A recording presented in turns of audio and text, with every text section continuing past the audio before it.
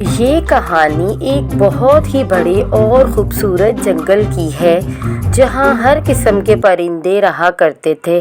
اس جنگل میں ایک بہت ہی سمجھدار رانو چڑیا رہتی تھی۔ اگر جنگل میں کسی بھی پرندے کو کوئی پریشانی ہوا کرتی تھی تو وہ سب رانو کے پاس ہی اپنی پریشانی لے کر آیا کرتے تھے۔ رانو اپنی سمجھداری کی وجہ سے ہی سب کی پریشانی کا حل نکالتی تھی۔ بس اسی وجہ سے رانو جنگل کے سارے پرندوں کی پیاری تھی اور یہی بات کالو کوے کو نہیں بھاتی تھی۔ وہ رانو سے جلتا تھا اور ہر وقت رانو کی بات کاٹ کر اپنے بیکار کے مشورے دیا کرتا تھا، لیکن رانو تو جیسے جنگل کے پرندوں کے دلوں میں گھر کر کے بیٹھی تھی، جبھی بات صرف رانو کی ہی چلتی تھی۔ پھر ایک دن جنگل کے سارے پرندے ایک درخت پر بیٹھ کر باتیں کر رہے تھے۔ رانو چڑیا بولی، ارے دیکھو نا، ہمارے جنگل میں کچھ زیادہ ہی گرمی ہو گئی ہے۔ اور کبوتر بولا، ہاں، کئی مہینوں سے ہمارے جنگل میں بارش نہیں ہوئی ہے اور اسی وجہ سے ہمارے جنگل میں اتنی گرمی ہو گئی ہے۔ اب پتہ نہیں بادل بھیا کو کیا ہو گیا ہے، وہ ہمارے جنگل میں بارش کیوں نہیں برساتے؟ پھر طوطا بولا، لیکن اب بس ہوا، ہم سب پرندوں میں سے کسی ایک کو بادل بھیا کے پاس جا کر بولنا پڑے گا کہ ہمارے جنگل میں گرمی بہت ہو گئی ہے اور کافی دن سے بارش بھی نہیں ہوئی ہے اور اب ہونی چاہیے۔ رانو چڑیا بولی، ہاں دوستو، ہم میں سے جو بھی بادل بھیا کے پاس جائے تو یہ ضرور پوچھ لے کہ بارش کب ہوگی، تاکہ ہم احتیاطی تدابیر کر لیں اور اپنے گھونسلوں کو مضبوط کر لیں تاکہ کسی پریشانی کا سامنا نہ کرنا پڑے۔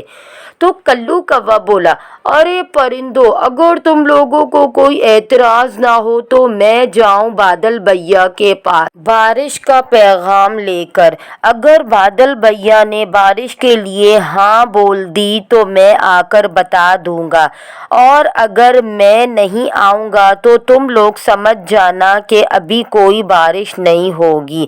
اور سب نے حامی بھر لی اور یہاں سے مکار کلو کوے کا کھیل شروع ہوا۔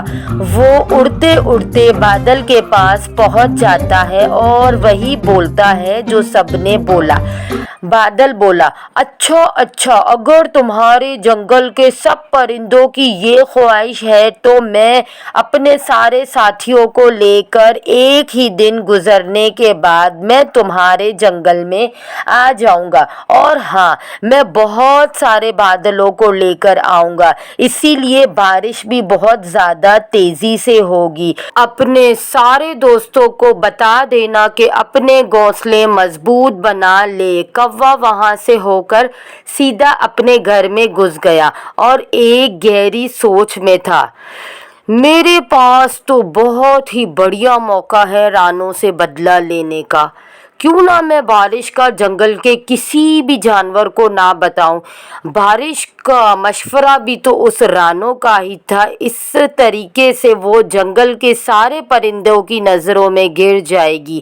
لیکن میں اپنے لیے ایک لکڑی کا مضبوط گھر بنا لیتا ہوں، اور کل جب کسی پرندے کے پاس اپنا گھر نہیں ہوگا تو وہ خود ہی رانو چڑیا کو پکڑیں گے، اور پھر دیکھتے ہیں رانو کیسے سب کی پریشانی کا حل نکالتی ہے۔ اگلے دن کلو خوب محنت کر رہا تھا اپنا گھر بنانے میں۔ اتنے میں رانو اس کے پاس آتی ہے اور بولتی ہے، ارے کیا ہوا کلو بھیا، کیا بادل بھیا نے بتا دیا ہے وہ کب بارش کریں گے؟ ارے نہیں، یہ تو میں اپنا گھر اسی لیے بنا رہا ہوں کہ میرا گھر ٹوٹ رہا ہے۔ بادل بھیا نے تو ایسا کچھ نہیں بولا، بلکہ یہ بولا ہے کہ جب بھی بارش کریں گے پیغام بھجوا دیں گے، ان کا کوئی ارادہ نہیں ہے۔ رانو وہاں سے چلی گئی۔ بس تھوڑی ہی دیر میں کلو کوے کا گھر بن کر تیار ہو جاتا ہے اور اگلے ہی دن جنگل میں زوروں کی بارش ہونے لگتی ہے۔ جنگل کے سبھی پرندے اپنے گھروں میں پریشان ہو رہے ہوتے ہیں۔ طوطا بولا، जंगल में इतनी तेज बारिश बिना बताए ही कैसे आ गई। बादल भैया ने तो बोला था अभी इनका कोई इरादा नहीं। हम सब परिंदों के घर तो बहुत कमज़ोर हैं, ऐसे ही बारिश होती रही तो सबके घर बारिश में बह जाएंगे। और ऐसा ही हुआ तो बारिश की वजह से घर टूट गए और सब परिंदे एक दरख्त पर जमा हो गए।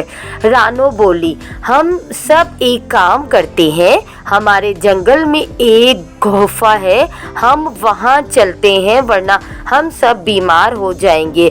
और सारे परिंदे उस गुफा की तरफ उड़ने लगे।